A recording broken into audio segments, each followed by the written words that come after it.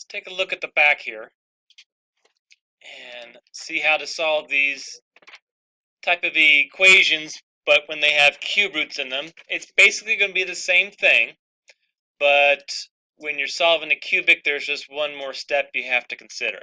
So you might have seen on the homework last night, I think it was number 9, it wasn't set up in the proper way where we had, let's see here, yeah, if I look at number 9, you see how all these have like, two terms with square root, or just an x on one side, or like right here it has the n minus 1 on one side, the square root on the other. And then you got down to number 9 here, and it was different from all the others. Like this looks like number 8 as well.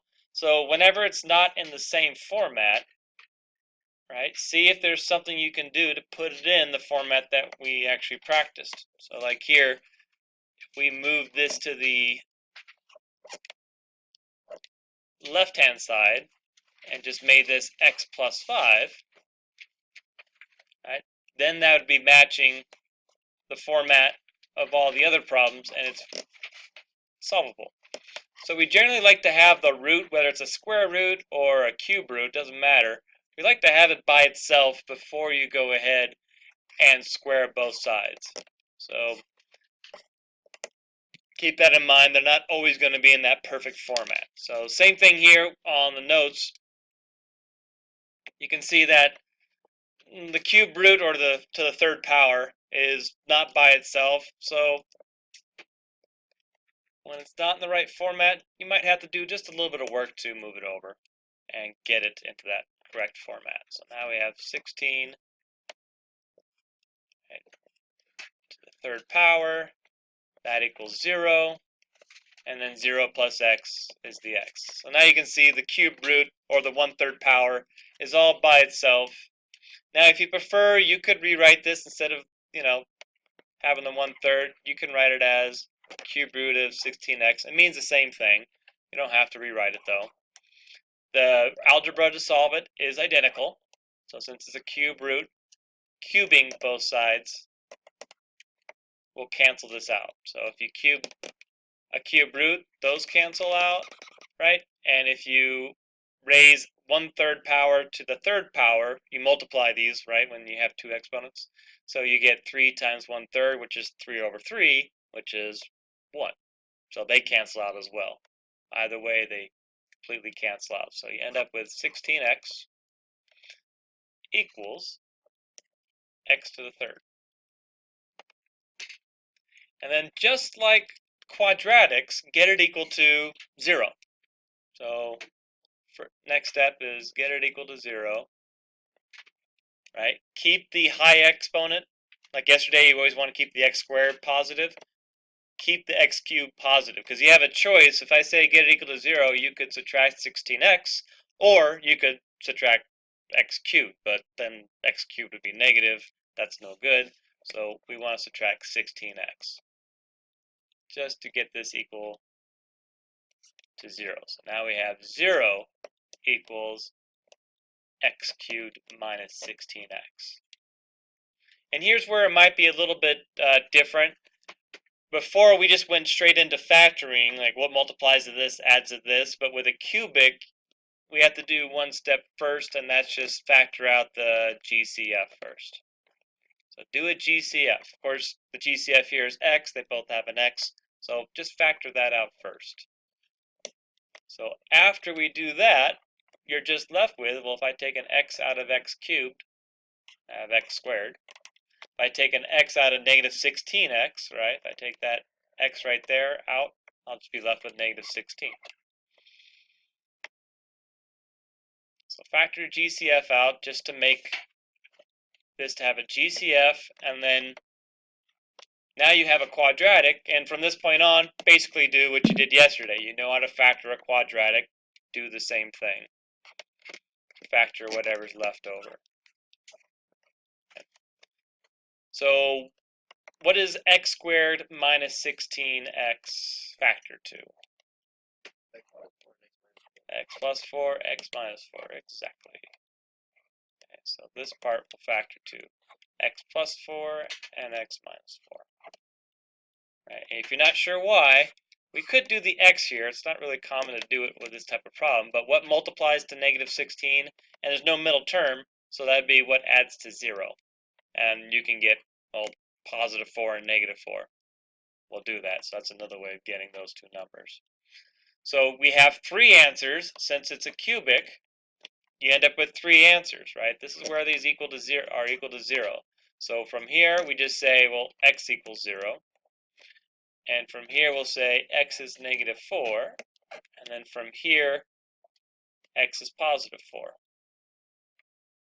And just like yesterday, you had 2 answers. You had to check each of them to make sure they're not extraneous solutions. Same thing here. You want to check these, at least visually check them, mentally check them. You don't necessarily have to write all the work out. You know, especially for like when you're checking 0, well, this is what you're doing mentally. You're doing, well, 16 times 0, take the cube root, and subtract 0 and see if it equals 0. You could probably do that in your head. You know 16 times 0 is 0, the cube root of 0 is 0, and 0 minus 0 is equal to 0.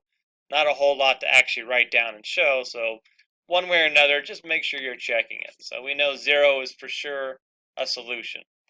And then same thing with negative 4. You can plug in negative 4. Maybe the negatives are a little more difficult and you actually want to write it out and maybe use a calculator to make sure it's absolutely correct.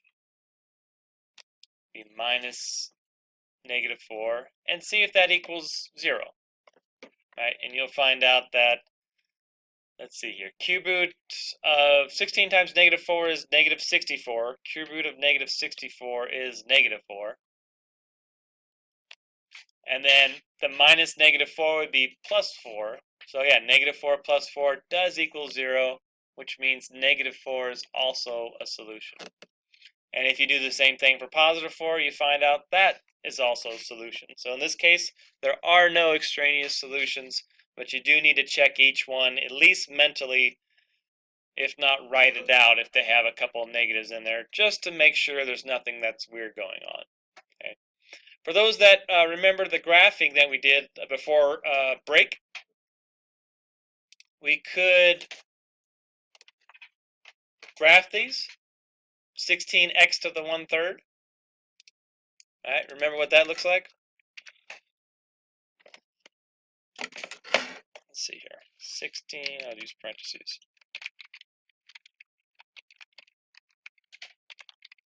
16x, and then to the 1/3.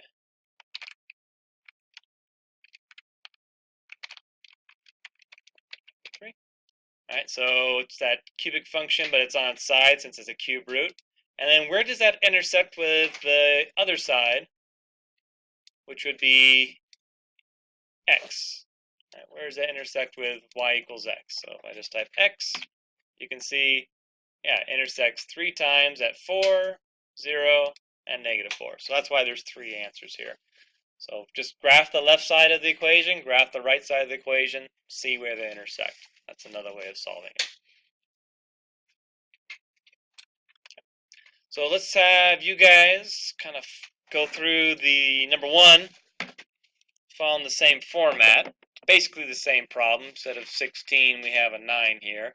But it's already set up. We didn't have to do this first step of adding x on both sides because we already have the x on one side and the cube root on the other. All right, so give that a try on your own, see how that goes. Give you a second.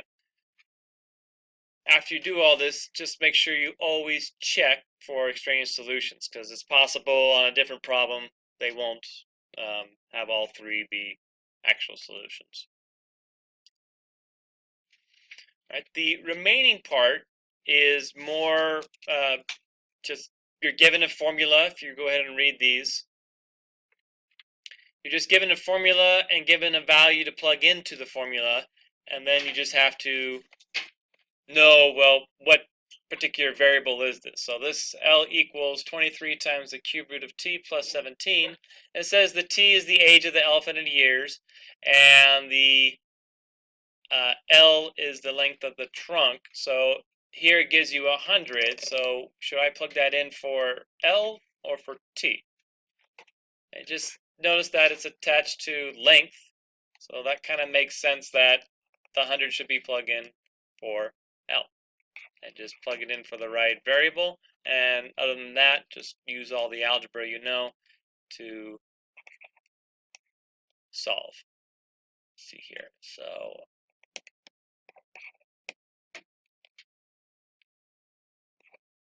I'm color coding this with the different various algebraic steps you'd have to do. The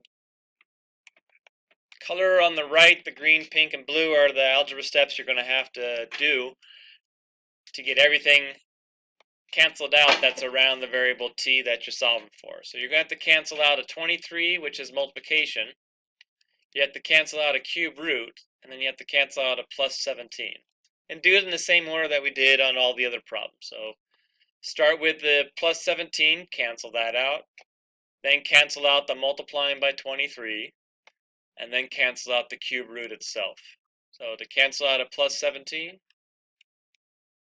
get it equal to 0, subtract 17. Both sides. 100 minus 17 is just 83. So now, and over here, that's 0, so that's gone. So we got 1 out of the 3 canceled out.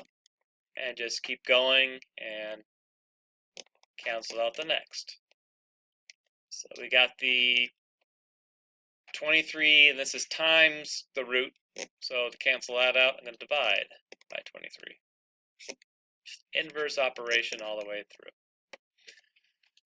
And so 23 divided by 23 cancels out, equals 1. You're dividing, it's cancel out means equals 1. You're adding, subtracting, cancel means equals 0. What's 83 divided by 23? Might need a calculator. Here. 83 divided by 23.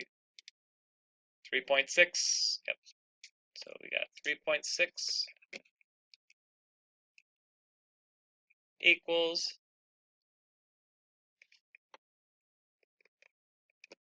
cube root of t. And then lastly, to cancel out a cube root, go ahead and cube both sides. Very similar to the first problem above. There's a 1/3 power, but that's the same thing. So the cube root and the cube cancel each other out. So you're left with, finally, we just have t, the answer, the age we're looking for. And if I take this and raise that to the 3rd power, you get 46.99, which is, we'll just round to 47. So there we go. So an elephant that has a trunk that was 100 inches long, we know to be approximately 47 years old. It's kind of interesting about elephants. The trunk, as opposed to the rest of the body, does keep growing as they get older. As opposed to like humans, once you're about 18, that's as tall as you're going to get. Nothing else is growing, so it stays about the same. Elephants, you're still 30, 40, 50 years old, still actually growing.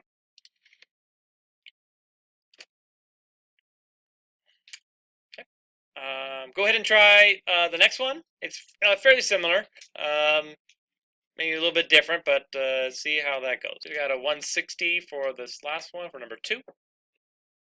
Just had to do the cube both sides first, then the multiplying by 20. So it's not going to be the same exact do this first, do this second on each of these problems. You have to look at it one by one and see, what's outside the variable, then work yourself towards the variable.